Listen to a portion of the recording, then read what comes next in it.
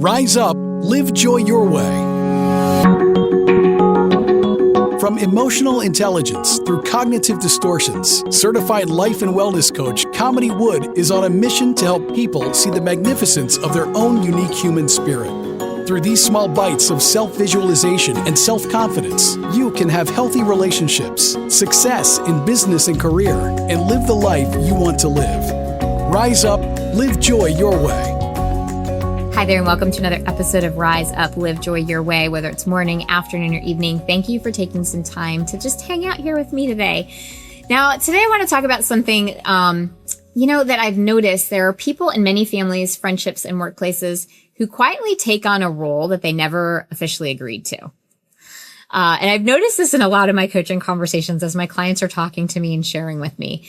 And the role that they take on is being the emotionally responsible one, the one who keeps the peace, the one who notices when tension is building and tries to smooth things over, the one who explains misunderstandings, the one who makes sure everyone else feels okay. And so from the outside, it looks like kindness or maturity or emotional intelligence. But underneath that role, many people carry a kind of exhaustion that others don't see, because constantly managing the emotional climate of relationships requires an enormous amount of energy. And when someone becomes the emotionally responsible one, something subtle begins to happen. They start carrying the emotional weight that was actually not even theirs to begin with.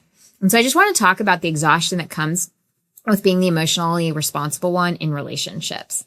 Now, many people find themselves in this role and they don't notice it at first. It often develops slowly. Maybe you're the one who senses tension between people, and so you step in to calm things down. Maybe you're the one who checks in on everyone else's feelings. Maybe you're the one who apologizes first when you're not entirely sure what you did wrong. And over time, people begin to rely on you for that role, right? They trust that you're going to be the one to keep things stable. They trust that you're the one who's going to step in to help resolve conflict. They trust that you're the one who's emotionally aware and the emotionally intelligent one. And again, there's nothing wrong with that because, being thoughtful about other people's feelings, that actually matters. Empathy is a beautiful thing. But when someone becomes the responsible one for managing the emotions of everyone around them, now the balance of the relationship starts to shift.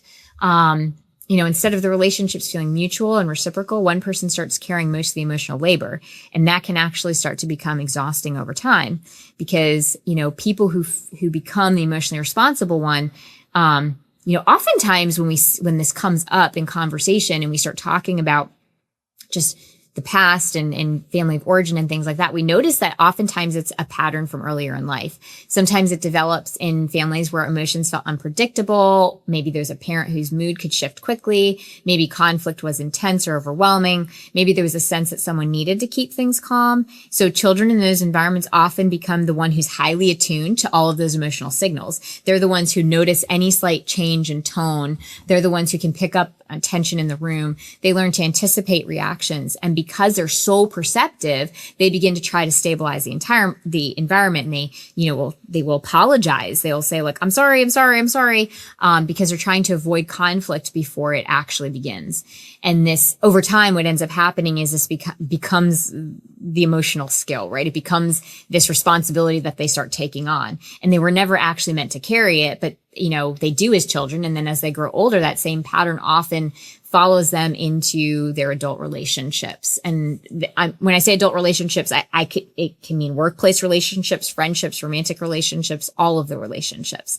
And that's where the deeper challenge begins to appear, because when someone becomes the emotionally responsible one, they start believing something about relationships. They start believing it's their job to keep everything stable. So if someone is upset, they try to fix it. If there's tension, they try to resolve it.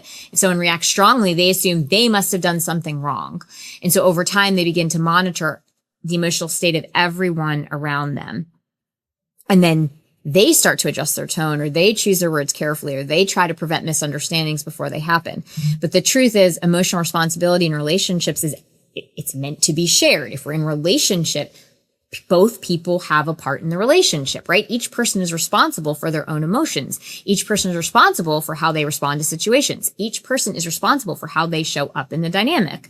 And when one person takes on the role of the emotional stabilizer for everyone else, that relationship becomes unbalanced. And the person carrying that role often begins to feel tired in ways that they struggle to explain, because emotional labor is real work, even when no one else notices that it's happening. I often hear this pattern when someone describes feeling overwhelmed in relationships. They say something like, I feel like I'm always the one trying to make things better, or I'm always the one who has to explain things or smooth things over, or if I don't keep things calm, everything's going to fall apart. And when we explore those statements more closely, we start to see that they have quietly taken on the responsibility for the emotional functioning of the relationship. And this can happen with two parents and a child, for instance. One parent is trying to manage the relationship of the other two, right? The other parent and the child, because they start to feel responsible for maybe how their co-parent is responding to the child or the child to the parent. That's exhausting to manage that relationship, but they feel responsible, and they feel responsible for preventing conflict, responsible for keeping everyone comfortable. And while that may keep things stable in the short term, it also creates this really heavy emotional burden, because no one person can control all of that. You don't actually have control over the emotional state of somebody else around you, nor should you have to. Psychologically speaking, the pattern is closely related to something often described as emotional overfunctioning. When one person begins to manage the emotional dynamics of a relationship, other people unconsciously begin to do less. They begin to carry less of that burden, not because they're trying to be malicious, but because the dynamic allows them to do that, right? It's a form of enabling. The emotional responsible person anticipates problems, fixes the misunderstandings, keeps the conversation calm. And because that role is reliable, others may lean into it without even realizing it. And that dynamic shows up in people pleasing. It shows up in fawning. So when someone senses potential conflict, their nervous system moves quickly into repair mode. They might start apologizing. They soften their words. They try to restore harmony as quickly as possible, because again, this response is often developed as a way of maintaining safety in the relationships. But when it becomes the default pattern, it prevents relationships from actually being healthy and developing a balanced sense of responsibility. So if this pattern feels familiar, there are a few things that you can reflect on. In your relationships, you often feel like you're responsible for keeping the emotional atmosphere stable. Do you find yourself trying to fix other people's reactions or moods? When conflict appears, do you feel pressure to resolve things quickly, or do you allow them to naturally return to calm on their own? And do you allow other people to take responsibility for their emotional reactions and responses? Because relationships become healthier when that emotional responsibility is shared and both people are taking responsibility for how they are showing up. Now, if you recognize this pattern in yourself, there are a few things that you could potentially shift. The first one is noticing when you automatically move into emotional repair mode. Like, notice when it's this immediate thing. When tension appears, do you immediately start trying to fix it? Or do you give yourself permission to pause and allow other people to participate in resolving the situation? The second thing, recognize the difference between empathy and responsibility, right? You can care about someone's feelings, but you don't have to be responsible for managing them or fixing them. Those are two very different roles. And the third shift is allowing space for other people to actually take ownership of regulating their own emotions. Sometimes relationships do become healthier when we step back slightly and allow other people to take ownership for how they're showing up. It's not about detaching so that we're no longer in the relationship, but it's allowing room, and it's allowing you to build trust with that other person and allowing them to also take on some emotional responsibility so that you can have a more balanced dynamic. If you've spent years being the emotionally responsible one, it makes sense that the role feels natural. I always go back to the nervous system, right? We learn how to stay safe. So your nervous system learned that maintaining harmony was important, and that is reflected in how you show up with your empathy and your awareness. But relationships do not become stronger when one person carries all of the emotional weight. They become stronger when it's mutual and it's shared. And you're allowed to care deeply for people and about people without managing every emotional outcome. And you're allowed to step out of the role of the emotional stabilizer. And you're allowed to trust that healthy relationships can handle moments of discomfort while people work through things together.